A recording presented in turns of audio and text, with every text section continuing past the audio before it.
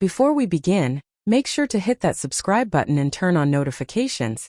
It really helps the channel grow and keeps you updated with our latest stories. She rolled her eyes like I was overreacting. It's just dinner with my ex, she said, in that careless tone people use when saying it's just coffee or it's just air. I smiled. Not the kind of smile that says everything's okay, but the quiet kind that comes when you finally realize the storm is already over. You're just standing in the rain because you don't know what else to do. I didn't answer right away. I just watched her, leaning against the kitchen counter, still in her work clothes, scrolling through her phone as if she hadn't just dropped a grenade in the middle of our life. My name's Ethan, and I've been married to Laura for 7 years. Not perfect ones but real ones. We met in our late 20s. Fell in love over shared dreams and cheap takeout meals. I used to think we understood each other better than anyone. But somewhere between the mortgage payments and the daily grind, that bond faded into polite silence. Lately it felt like we lived side by side but not together, same house, same bed, two separate worlds.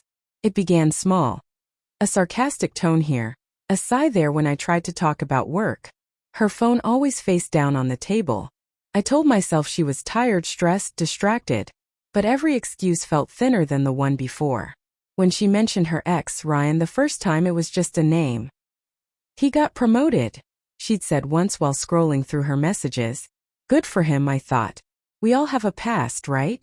But soon, Ryan's name started showing up more often, like an uninvited guest haunting our conversations. I noticed the way her voice softened when she mentioned him, how she'd recall little jokes from years ago. You wouldn't get it, it's an inside thing, she'd laugh. Maybe she was right. I didn't get it. I didn't understand why she still needed that connection when she had me. The night before that dinner, we sat on opposite sides of the couch. The TV was on but neither of us cared. She was texting again, and I saw that familiar name flash across her screen. Ryan again? I asked quietly. She didn't look up. He's just a friend. I didn't say he wasn't. You're jealous, she said with a little laugh. God, Ethan, it's not a big deal. But it was. Not because I thought she'd cheat, but because every message she sent him took another small piece of what used to belong to us. When she finally told me she was meeting him for dinner, I asked why. She shrugged. We're just catching up. You're overreacting. I tried to explain how it looked, how it felt, but every word I said bounced off that same dismissive smirk. The one that said, you're the problem, not me. So I stopped explaining. I just watched her get ready that evening. Hair done. Perfume I hadn't smelled in months. There was a light in her eyes again, but it wasn't for me. She adjusted her necklace in the mirror, and for a second I wondered if she realized how cruel this was. But she didn't. Or maybe she didn't care. Through the reflection she met my eyes. Don't wait up. I'll be back late. I nodded. Sure. Then she added almost casually, it's just dinner with my ex. And that's when something inside me finally went still. No yelling, no pleading, just quiet acceptance. The kind that follows months of pretending not to see the cracks. I smiled, a calm, steady smile. It's just a divorce. She froze. The perfume bottle slipped a little in her hand. For the first time in years she looked unsure. What are you talking about? She asked. The same thing you are, I said. Something that used to mean more than it does now. You're being ridiculous, she snapped. Maybe, I replied. But at least I'm done being blind. She left anyway. The door slammed, and her car's engine roared down the street. I sat there in the silence that followed. No fireworks, no closure, just a heavy stillness that somehow felt freeing. I looked around at the photos, the furniture, the life we'd built. It all looked like a museum of memories. Things that had mattered once but didn't anymore. That night I didn't cry, didn't drink, didn't call her. I just sat there, finally seeing the truth. The end wasn't coming. It had already arrived, quietly disguised as just dinner. Laura came home close to midnight. Headlights swept across the living room, then faded. I stayed where I was, half in the dark, the hum of the fridge the only sound. She stepped in, heels clicking on the floor. Perfume still fresh, like she'd been somewhere that made her feel alive. You're still up? She asked lightly. I told you I wouldn't wait, I said. She frowned, confused by how calm I was. Ethan, don't start. It was just dinner. Yeah, I said slowly. And this is just the end. Her expression tightened. What's that supposed to mean? It means I'm done trying to convince you that respect matters more than nostalgia. She let out a short, sharp laugh. You're divorcing me over dinner? I stood, walked past her to the kitchen, and poured a glass of water. The sound of it filling the glass was louder than either of us wanted it to be. You've been gone for months, I said quietly. Dinner was just when you stopped pretending otherwise. She sighed, setting her purse down, arms crossed. You're overreacting.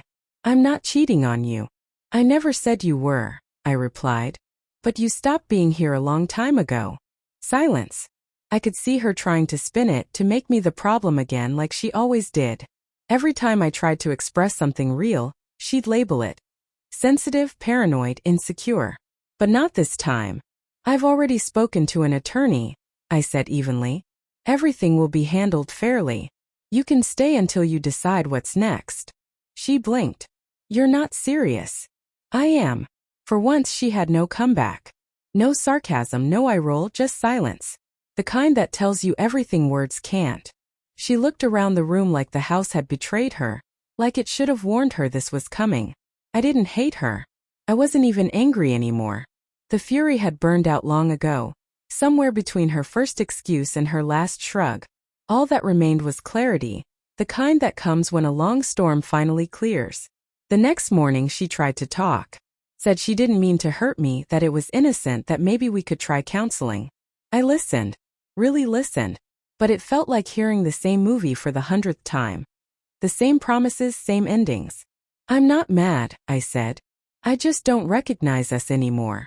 She looked small then, like the weight of her choices had finally landed. So that's it, she whispered. Yeah, I said softly. That's it. That afternoon I packed a small bag. Some clothes, my tools, a framed photo of my dad. The rest could stay. Not all endings need fireworks. Sometimes they just need honesty. When I left, she didn't follow me. She stood by the counter, staring at her phone like it might tell her what to feel. I stayed at my brother's place for a few weeks. He didn't ask much and I didn't explain much. Some nights I'd sit outside with a beer, thinking about how quietly everything had fallen apart. It's strange, when you finally release something that's been breaking for years, peace feels unfamiliar. But eventually it grows.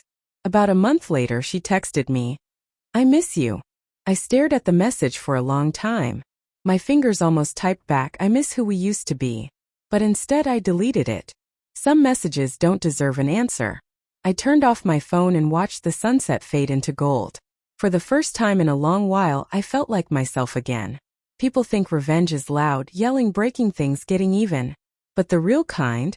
It's quiet. It's peace. It's walking away when they expect you to beg. She taught me that. Not through love but through loss. And maybe that's what it was all for. To teach me that sometimes the bravest thing a man can say isn't I forgive you or I'll fight for you. It's just one calm final sentence spoken with a steady smile. It's just a divorce.